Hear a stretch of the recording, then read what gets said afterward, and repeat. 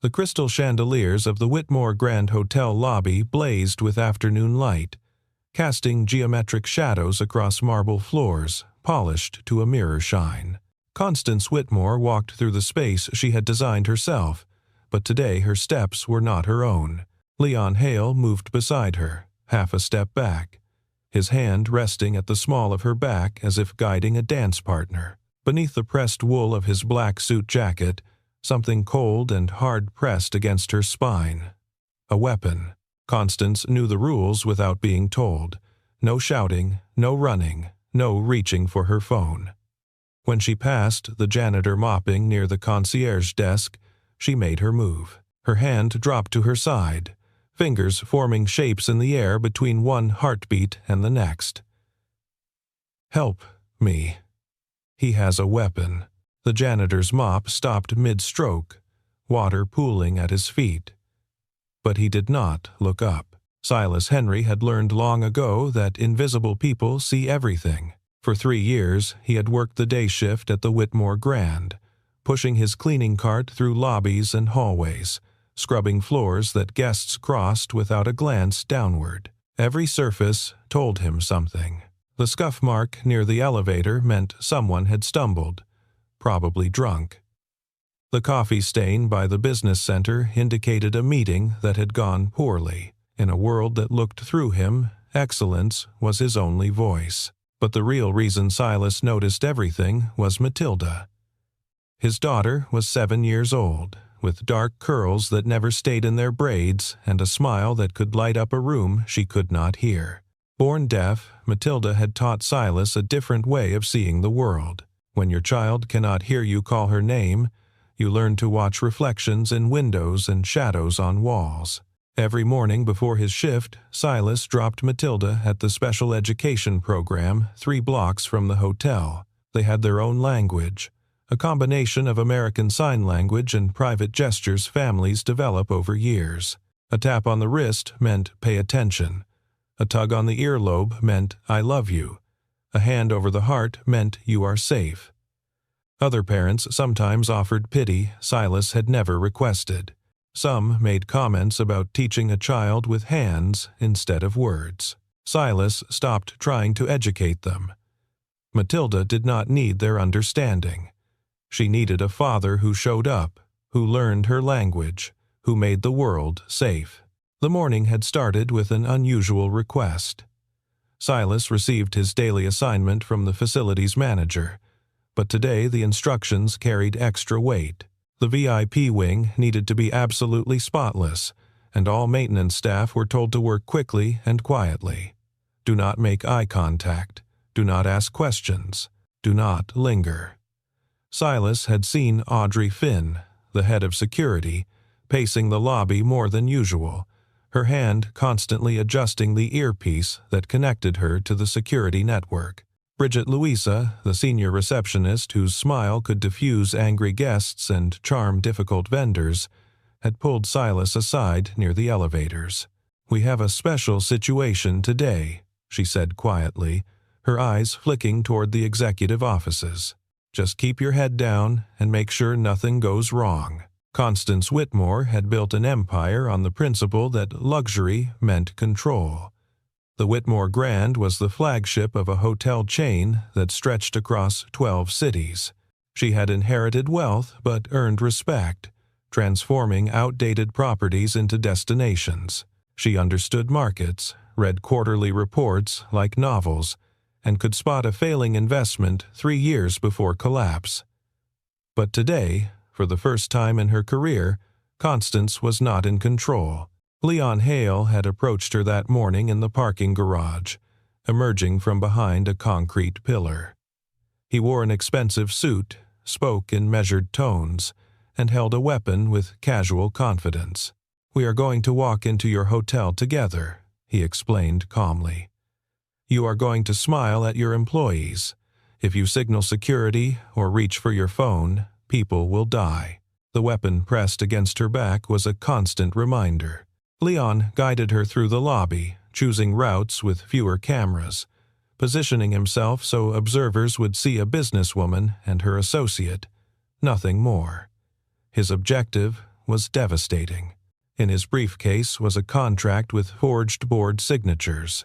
If Constance signed, she would transfer controlling interest to a shell corporation. The contract included clauses that would activate immediately, stripping her authority and making her termination inevitable. Leon chose the hotel because here, surrounded by employees and legacy, Constance would maintain appearances. She could not scream in a five-star lobby, but Constance had one advantage Leon had not anticipated. 3 years ago, she had sponsored a program supporting deaf children, funding scholarships and equipment. During the launch, she attended classes, watching teachers and students communicate with their hands, their whole bodies.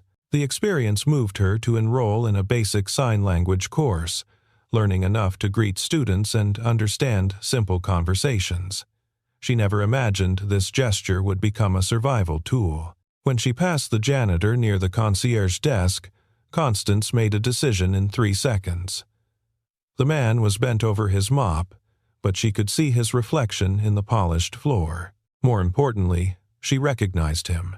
He always arrived early, brought his daughter to the special school near the hotel, sometimes sat in the break room practicing hand shapes from a sign language manual. If anyone could read her silent cry, it would be him.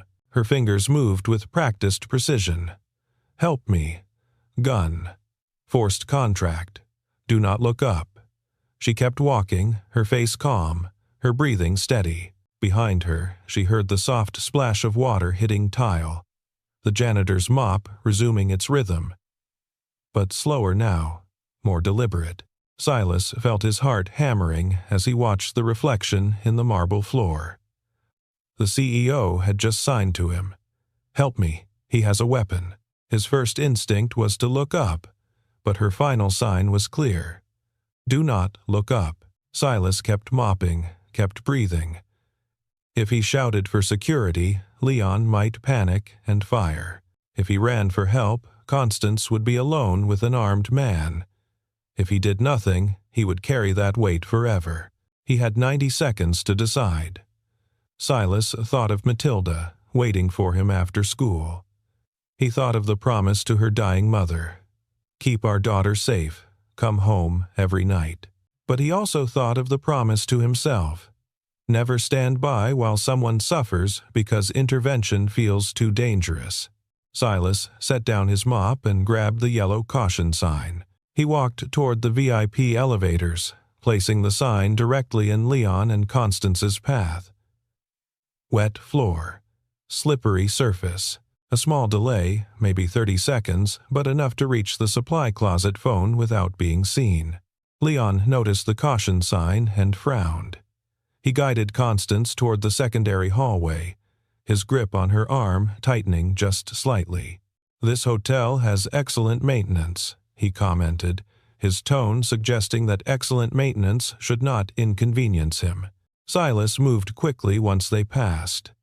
He reached the supply closet and grabbed the phone, dialing the 3-digit extension for security. Audrey Finn answered on the first ring. Maintenance? What do you need?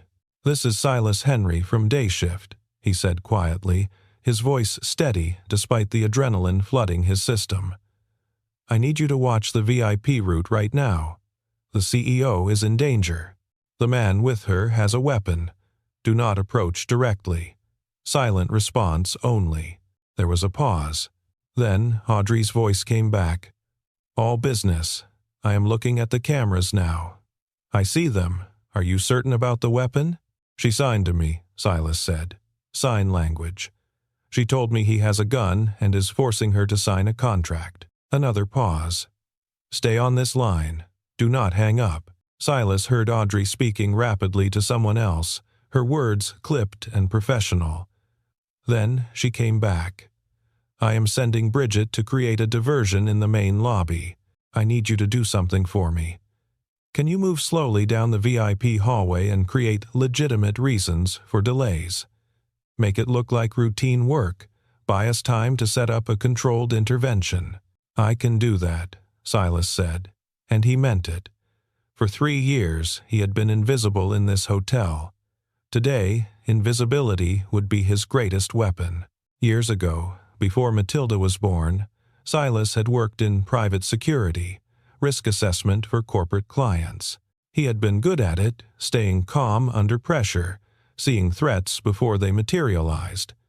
But then his wife got sick. Cancer, fast and cruel. After the funeral, Silas quit. The work required a hardness he no longer possessed. He needed a job that let him be home for Matilda, that did not demand he risk lives. So he became invisible. A janitor, a man who cleaned floors and went home every single night.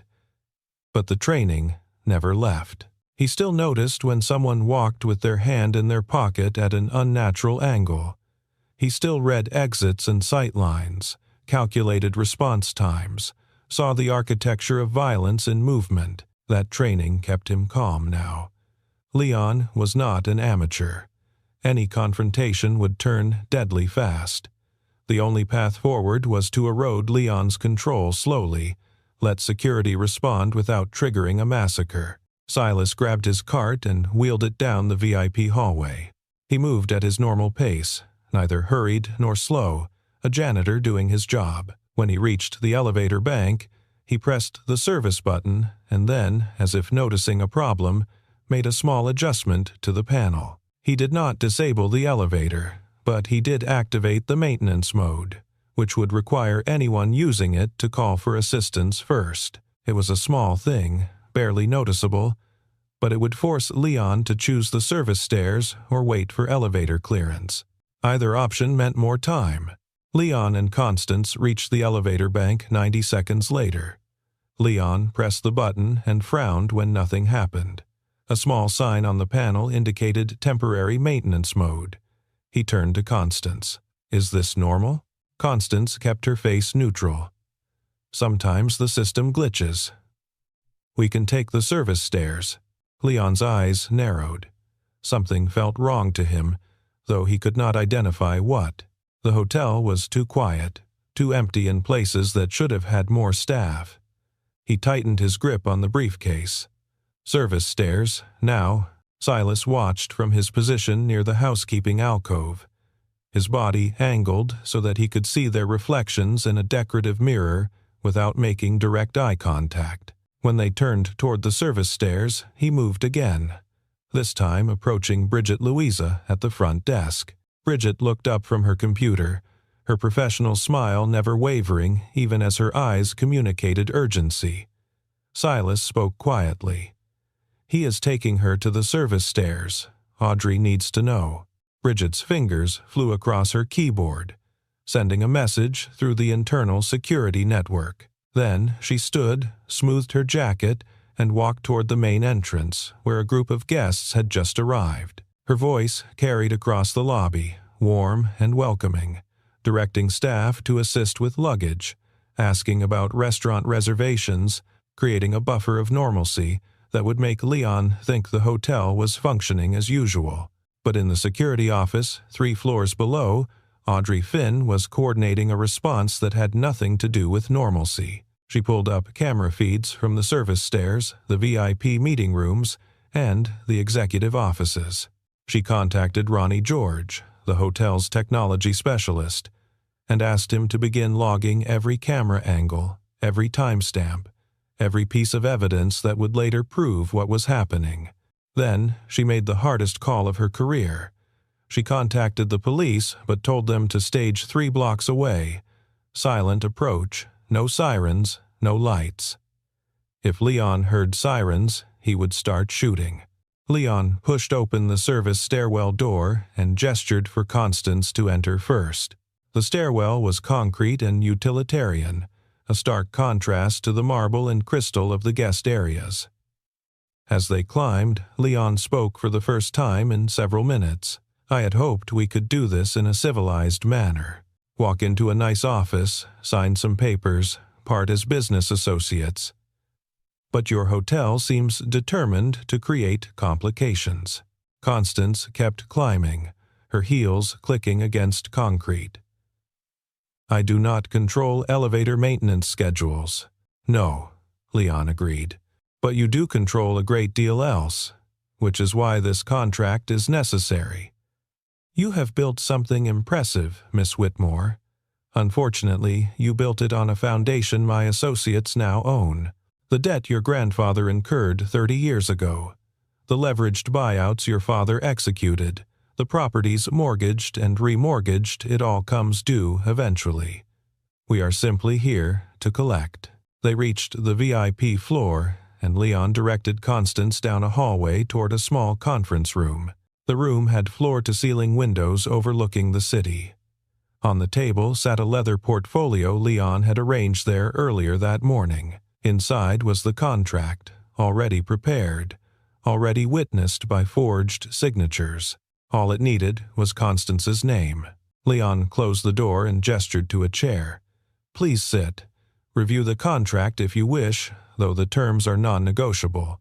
You sign, you walk out with your life and reputation. You refuse, and the story becomes much darker."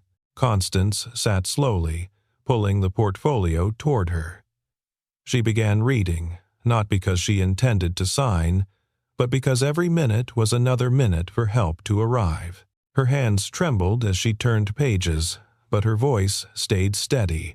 "This will take time. There are 12 pages of clauses. Take your time," Leon said, his hand inside his jacket, fingers on the weapon. But not too much time. Outside in the hallway, Silas moved with careful precision. He had watched Leon and Constance enter the conference room, had seen the door close, had noted the way Leon positioned himself between Constance and the exit. Silas could not enter the room without triggering violence, but he could control what happened outside it. He used his cleaning cart to partially block the hallway, creating a barrier that would slow anyone trying to leave quickly. Then he knelt beside an electrical outlet and removed the cover plate, as if checking for a wiring problem. To anyone watching the security cameras, he was a maintenance worker, doing routine tasks. To Audrey Finn, watching from 3 floors below, he was marking his position and indicating he was ready. Audrey's voice came through the radio, clipped to Silas's belt, quiet enough that only he could hear. "We have officers staged at the north and south stairwells. Ronnie is recording everything.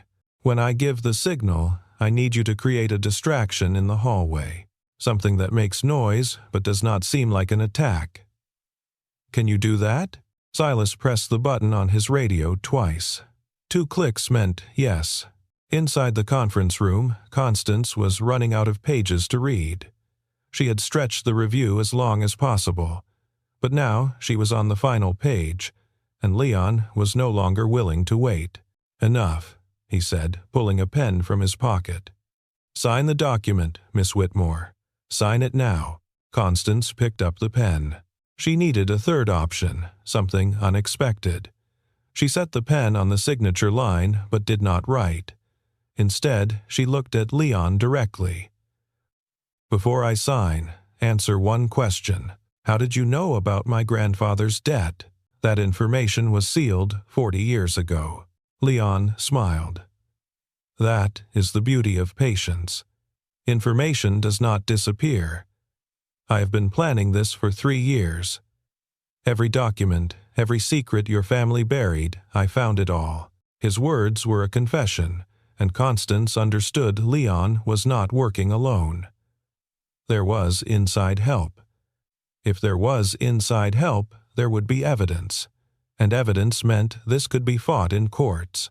She picked up the pen again, positioning her hand so her fingers could form shapes beneath the table where Leon could not see. "Help! Now!" Close.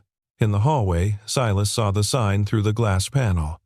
He stood, grabbed a metal tool tray, and dropped it. The clatter was enormous. Leon's head snapped toward the door. Silas knelt slowly, began gathering tools, muttering apologies. The distraction lasted 5 seconds, but 5 seconds was enough. Audrey Finn and 2 police officers appeared at the hallway's end, moving silently. They positioned themselves on either side of the door. Audrey held up 3 fingers, then 2, then 1. She opened the door. Leon spun toward the sound, his hand emerging with the weapon visible. But before he could aim, Constance moved. She had been watching Silas through the glass, watching his hand signals. When Audrey opened the door, Silas signed one word: down. Constance dropped beneath the table as Leon's attention split. Audrey and the officers rushed forward, weapons drawn, voices shouting. Leon grabbed for Constance but caught air. He swung toward the officers. Then Silas stepped into the doorway and signed again. Constance could see him from beneath the table. The signs were for Matilda, the private language of father and daughter. You are safe. It is over. Come home. Leon turned again, trying to track too many threats, and his control shattered. He raised the weapon. Officers shouted.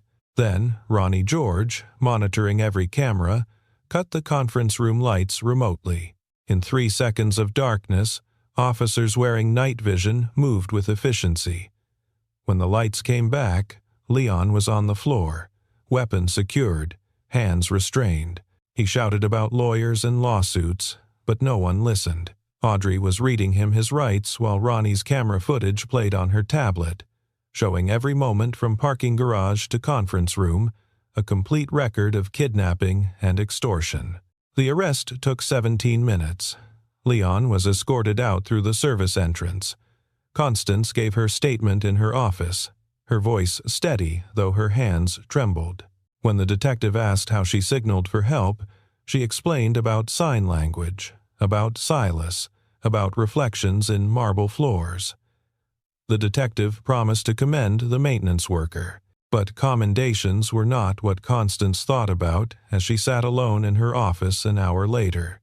She was thinking about how close she had come to dying in a building she owned, surrounded by systems she had built. And she was thinking about how the person who saved her was someone she had never spoken to, whose name she learned only that afternoon, who had been invisible until she desperately needed him to see.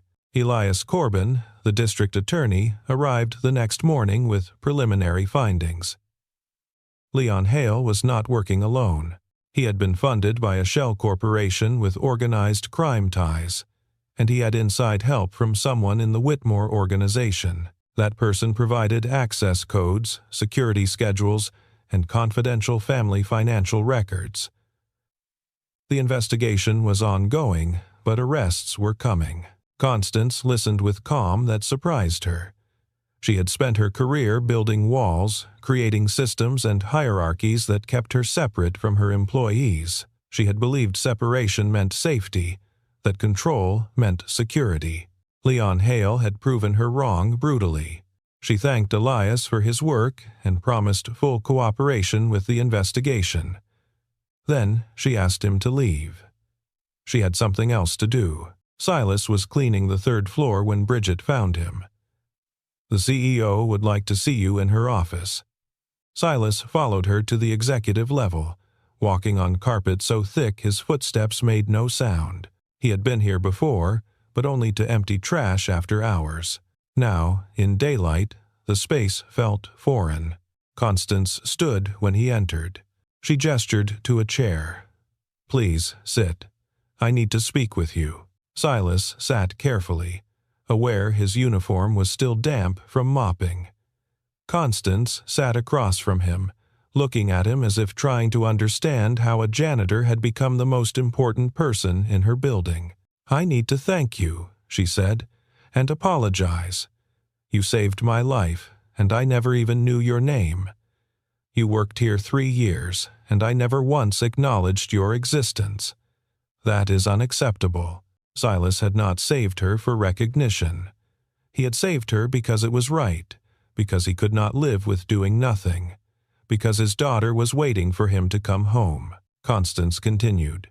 The police tell me you learned sign language for your daughter, that she is deaf. Is that correct? Yes, Silas said quietly. Yesterday, when I signed to you, you understood immediately. You did not hesitate. You needed help, Silas said. There was not time for hesitation. Constance nodded slowly. I have been thinking about what happened, about what it means. Yesterday I learned that power is an illusion. The person with the most control was not the CEO or the man with the weapon. It was the janitor who nobody noticed, who saw what others missed, who acted when action mattered. She walked to the window. I am going to make changes to this organization. Better security, better support for frontline employees. But more than that, I want to create a fund to support families with children who have disabilities, scholarships, therapy, equipment. I would like to name it in honor of your daughter. Silas felt something crack open in his chest. You do not need to do that. I know, Constance said. I want to. Because you learned her language, you were able to help someone who desperately needed it. That deserves to be honored. She returned to her desk. I also want to offer you a different position, Director of Employee Safety and Wellness. You would oversee programs to ensure every worker has the resources and support they need. The salary is substantially higher, and the schedule is flexible for your daughter. Silas stared. I am a janitor. I do not have a college degree. You have something better, Constance said. The ability to see invisible people. The courage to act when others freeze. The lived experience of being overlooked. This organization needs someone who understands what that feels like, because that is how we build systems that actually protect people. Silas thought about Matilda, about medical bills, about the cramped apartment, about the future he wanted for his daughter. He thought about real change requiring people who understood what needed changing, not from textbooks, but from living it. I accept, he said. 3 months later, on a cold afternoon in early spring, Constance stood in the lobby of the Whitmore Grand as a new plaque was unveiled near the main entrance. The plaque listed emergency protocols, including a silent alert system allowing any employee to signal danger without speaking. The system had been designed by Silas, implemented by Audrey, and funded by the Matilda Henry Foundation for Children with Disabilities. Matilda was there, holding her father's hand, watching with curious eyes as people gathered. She did not fully understand what was happening, but she understood her father was being honored, and that made her smile with fierce pride. Constance approached them and signed carefully. Your father is a hero. Matilda's eyes widened. She looked at Silas, who nodded. Then Matilda signed back. I know, he is my dad. Later, after the ceremony ended, Constance found herself alone with Silas near the concierge desk where everything had begun. The marble floor still gleamed, still reflected everything. But now, when Constance looked down, she saw not just her reflection, but Silas standing beside her, equal and necessary. I never thanked you properly, she said. Silas shook his head. You thanked me with action. The fund, the job, the safety protocols, those things will help people long after I am gone. Still, Constance said, and then she signed instead of speaking. Thank you. You saved my life. You changed everything. Silas signed back. You gave me a chance to matter. That gift goes both ways. Matilda ran across the lobby and grabbed her father's hand, pulling him toward the exit. Silas waved to Constance and let himself be led away, his daughter's laughter a sound he could not hear but could feel in her bouncing steps. Constance watched them go, and for the first time in years she felt hope, not calculated hope of quarterly earnings, but raw hope that came from knowing you had been wrong about everything and choosing to be right going forward. She returned to her office and sat at her desk, looking over the city. Somewhere in that city, Leon Hale sat in a jail cell awaiting trial. Somewhere, his accomplice, a senior vice president who had sold out the company, had been arrested. And somewhere, a 7-year-old girl who could not hear was teaching her father new signs, new ways of seeing the world. Constance picked up her phone and called the foundation office. I want to expand our reach. Not just children with disabilities. Every family that struggles, every parent working 2 jobs, every person who feels invisible. I want them to know they matter. Find me the programs that do that work." The director promised to compile a list. Constance ended the call and walked to the window, watching the sun set over buildings where millions lived invisible lives. For so long, she had believed success meant rising above them. Now she understood it meant reaching down, pulling others up, building systems that recognized everyone's humanity. She thought about Silas, mopping floors in a building she owned, seeing danger in a reflection. She thought about Matilda, laughing with her whole heart. She thought about the contract she had nearly signed, the empire nearly lost, the life saved by a janitor who refused to look away. The city darkened as night fell, lights coming on in windows across the skyline. Constance pressed her hand against the glass and made a promise. She would not forget. She would not return to the comfortable distance that separated CEOs from the people who cleaned their offices. She would not let the fear fade and the lessons disappear. She had been given a second chance, pulled back from darkness by hands that signed instead of shouted, by courage that required no audience, by a father's love teaching him to see what others missed. That chance came with responsibility, to honor it, to learn from it, to become the kind of leader who understood that real power was not control over others, but creating conditions where everyone could thrive. Constance turned from the window and sat at her computer. She had work to do, systems to build, policies to write, futures to shape. But for the first time in her career, the work felt less like conquest and more like service, less like climbing and more like building, less like proving worth and more like recognizing everyone else's. In the lobby far below, the night shift janitor began his rounds. He walked the same hallways Silas had walked, pushed the same cart, mopped the same floors. But now when he worked knowing his labor was seen, his presence acknowledged, his humanity recognized. The marble gleamed beneath his mop, reflecting his image back to him, and he smiled at what he saw. A person who mattered, a worker with dignity, a human being whose value was not measured by title or paycheck, but by the simple truth that he showed up, did his job, and deserved respect for both. That was the legacy of a terrifying afternoon when a CEO signed for help and a janitor refused to look away. Not just a life saved, but a system changed. Not just a criminal caught, but a foundation built. Not just gratitude expressed, but dignity restored. The hotel lights blazed against the darkness, a beacon of warmth in the cold night. Inside, people worked and rested, lived their invisible lives with quiet knowledge that today someone was watching. Someone cared. Someone understood that every person deserved to be seen. And in a small apartment across the city, Silas Henry sat on the floor with his daughter, teaching her new signs and learning from her the ancient language of love that required no sound. They signed about their day, about the ceremony, about the future. And when Matilda finally drifted to sleep, her hands still moving in dream conversations, Silas covered her with a blanket and sat watching her breathe. He had saved a life. But more than that, he had proven something he had always believed.